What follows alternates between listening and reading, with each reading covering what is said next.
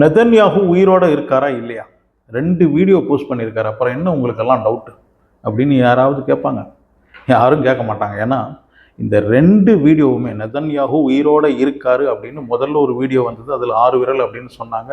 இல்லை நெதன்யாகு உயிரோட தான் இருக்காரு அப்படின்னு 2வது திருப்பியும் ஒரு வீடியோ போஸ்ட் பண்ணுறாங்க. அது ஃபஸ்ட்டு வீடியோவை விட ரொம்ப அபத்தமாக இருக்குது. அதுலேயாவது வெறும் 6 விரல் தான் தெரிஞ்சுது.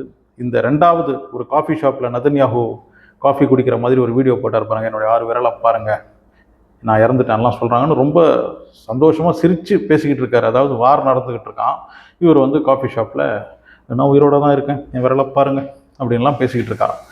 ஒரு பிரசிடெண்ட்டுக்கு வந்து அவருடைய நிலைமையை பாருங்கள், நான் உயிரோடு இருக்கேன் அப்படின்னு வந்து சொல்ல வேண்டிய அவசியம் இருக்குது. அப்படி சொல்ல வேண்டிய அவசியம் இருக்கா? ஃபஸ்ட்டு ஒரு பிரசிடெண்ட் வந்து நான் உயிரோடு இருக்கேன்னு சொல்ல வேண்டிய அவசியம் இருக்கா? அவருடைய கடமையை மட்டும் செஞ்சால் போகாது. அவருக்கு என்னென்ன பண்ணணுமோ இந்த வார் சமயத்தில் என்னென்ன ஒரு பிரசிடெண்ட் செய்யணுமோ அதை மட்டும் செஞ்சுட்டு போனால் போகாது. யாரை நம்ப வைக்கணும் இவர்?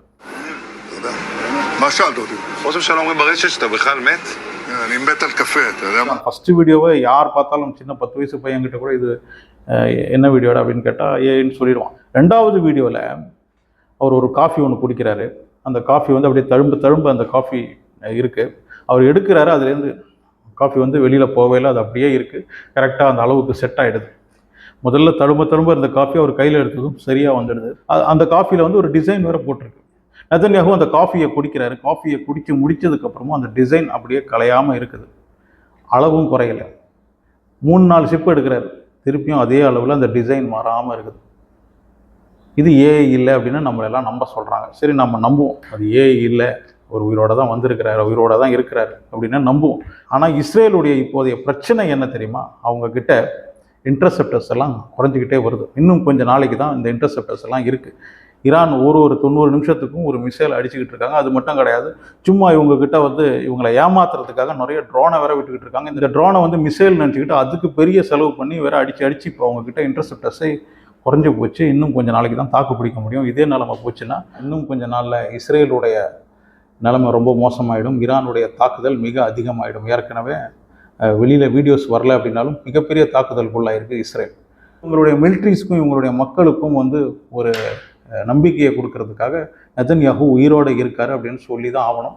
அவர் உயிரோடு இல்லைன்னா கூட அவர் கண்டிப்பாக படுகாயம் அடைஞ்சிருக்கலாம். அப்படி படுகாயம் அடைஞ்ச அவரால் வந்து கண்டிப்பாக வெளியில் வந்து பேச முடியாது. அதுக்காகவாவது அவங்க வந்து ஏஐ வீடியோ போஸ்ட் பண்ணியிருப்பாங்க. ஆனால் அந்த 2 வீடியோவை பொறுத்த வரைக்கும் ஏஐயை பற்றி நல்லா தெரிஞ்சவங்க அந்த 2 வீடியோவுமே ஏஐ தான் அப்படின்றதுல எந்த டவுட்டும் இல்லை அப்படின்னு தான் சொல்கிறாங்க. தலைவன், முக்கியமான தலைவன்கிட்ட வருவோம், ட்ரம்ப் வந்து இப்போ எல்லா நாட்டுக்கிட்டையும் அவர் கெஞ்ச ஆரம்பிச்சிருக்கிறார்.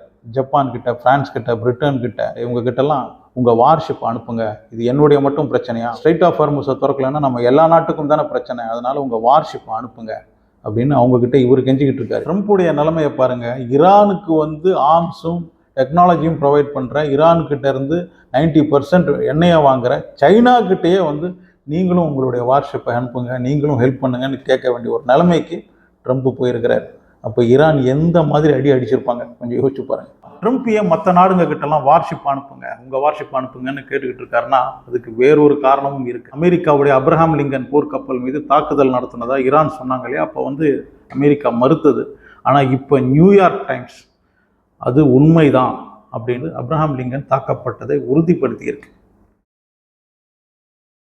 அப்ரஹாம் லிங்கன் போர்க்கப்பல் தாக்கப்பட்டதுக்கு அப்புறம் ஈரானை சுற்றி நின்றுகிட்டு இருந்த அமெரிக்காவுடைய மற்ற போர்க்கப்பல்லாம் கூட திருப்பி அனுப்பப்பட்டதா சொல்லப்படுது. ஸோ அவங்களுக்கு அதனால தான் மற்ற நாட்டுடைய போர்க்கப்பல் தேவை, நாங்கள் எஸ்கார்ட்டு கொடுக்குறோம், இந்த ஸ்ட்ரைட் ஆஃப் ஹார்முஸை திறக்கிறதுக்கு நீங்களும் ஹெல்ப் பண்ணுங்க அப்படின்னு அவங்கக்கிட்டலாம் கெஞ்ச வேண்டிய ஒரு நிலைமை வந்திருக்கு.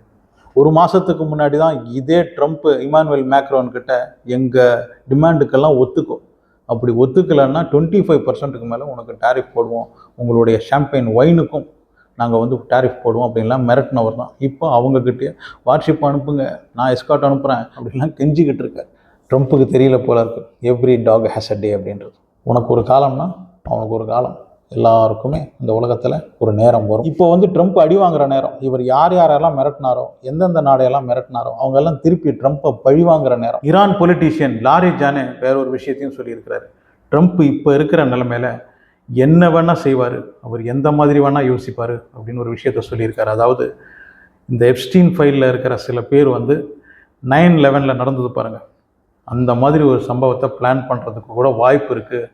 அந்த மாதிரி பிளான் பண்ணி அதை ஈரான் மேலே போட்டு உலகத்தின் கோபமெல்லாம் ஈரான் மேலே திருப்புறதுக்கான ஒரு பிளான் நடந்துக்கிட்டு இருக்கு அப்படின்னும் லாரிஜானி சொல்கிறார்.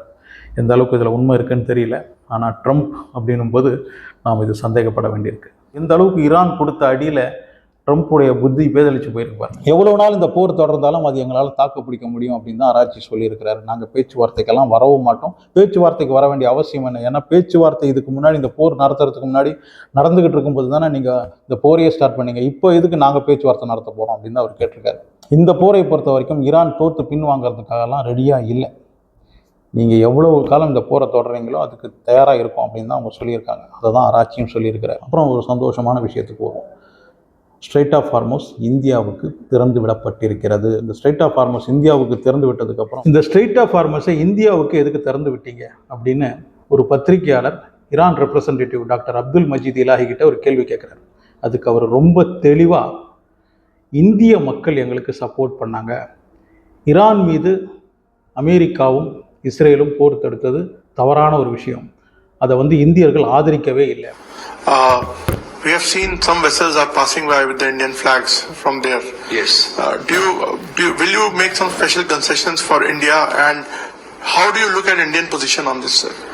Actually, what I saw here from India, I can say the majority heart of Indians people are with Iran. They condemned the oppression. பெருவாரியான இந்தியர்கள் எங்களுக்கு சப்போர்ட் பண்ணாங்க, அதனால அந்த மக்களுக்காக தான் இந்த ஸ்ட்ரெயிட் ஆஃப் ஹார்மோஸை நாங்கள் திறந்து விட்டோம் அப்படின்னு சொல்கிறாங்க. இதில் எந்த இடத்துலையுமே டாக்டர் அப்துல் மஜீத் இது மோடிக்காக செஞ்சது, எங்கள் ஃப்ரெண்டுக்காக செஞ்சது, இந்த மாதிரி நம்ம சாதாரணமாக நம்ம தலைவர் போய் ஒரு இடத்துலையும் போயிட்டு ஒன்று ஃப்ரெண்டு இல்லைன்னா மதர்லேண்ட் ஃபாதர்லேண்ட் இதெல்லாம் ஒரு தலைவருக்கு தேவையே கிடையாது. ஒரு நாட்டுக்கு போனால் அங்கே என்ன பிரச்சனையோ அதை பேசிட்டு கம்முன்னு வரணும். ஒரு நாட்டையும் நம்ம பெருசாக இல்லைன்னா அவங்கள தலை மேலே தூக்கி வைக்கும்போது வேற ஒரு நாட்டுக்கு அது ஒரு பிரச்சனையாக இருக்கும். அந்த மாதிரி செய்கிறதுனால தான் நமக்கு பல பிரச்சனையும் வருது. எல்லா நாட்டையும் ஒரே மாதிரி பார்க்காம ஒன்றை தூக்கி வைக்கிறது, ஒன்றை ரொம்ப அசிங்கமாக பேசுறது, அந்த நாட்டு தலைவனுக்கு பூஜை போடுறது. நரேந்திர மோடி இஸ்ரேல் போனதும் நதன்யாஹுக்கு பூஜை.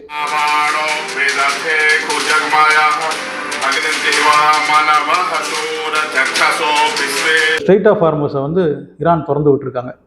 இப்போ இந்த அப்துல் மஜீதுக்கும் இவங்க ஈரானுடைய மற்றவங்களுக்கெல்லாம் பூஜை போடுவீங்களா? போட மாட்டீங்கல்ல. ஏன்னா ஜூதனுக்கு போடுவீங்க, ஆனால் இஸ்லாமியனுக்கு போட மாட்டீங்க. பிடிக்காது அதெல்லாம் பண்ண வேண்டாம். நீங்கள் அதெல்லாம் பண்ண வேண்டாம். இந்த சங்கிங்க கொஞ்சம் சும்மா இருந்தால் போதும்.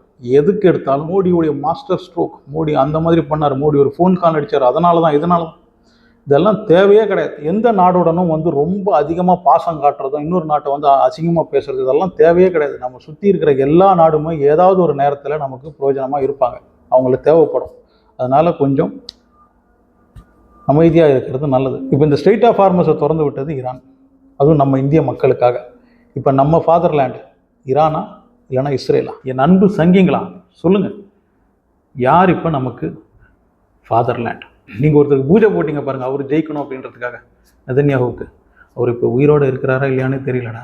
இப்போ இந்த ஸ்ட்ரெயிட் ஆஃப் ஹார்மோஸை இந்தியாவுக்கு திறந்து விட்டாங்க பாருங்கள், அது யாருடைய மாஸ்டர் ஸ்ட்ரோக்கும் கிடையாது, அது இந்திய மக்களுடைய அன்பின் வெற்றி. அதை தான் டாக்டர் அப்துல் மஜீத் இலாஹி சொல்லியிருக்காரு. நாம் காட்டின அன்புக்கு அவங்க செய்கிற அந்த நன்றி கடன் தான் இந்த ஸ்ட்ரெயிட் ஆஃப் ஹார்மோஸை இப்போ திறந்து விட்டுருக்காங்க. எது நடந்தனவோ அது நன்றாகவே நடந்தது, எது நடந்து கொண்டிருக்கிறதோ அதுவும் நல்லாவே நடக்குது, என்ன நடக்கணுமோ அது நல்லாவே நடக்கும், அவ்வளோதான். ஓகேவா? அதை விட்டுட்டு சங்கிங்களா சும்மா அந்த மாஸ்டர் ஸ்ட்ரோக், அந்த ஸ்ட்ரோக், இந்த ஸ்ட்ரோக் அதெல்லாம் விடுங்க. உங்கள் கருத்தை கமெண்ட்டில் சொல்லுங்கள். அனசுடன் சேனலை சப்ஸ்கிரைப் பண்ணி வச்சுக்கோங்க. லைக் ஷேர்லாம் கூட பண்ணிவிடுங்க.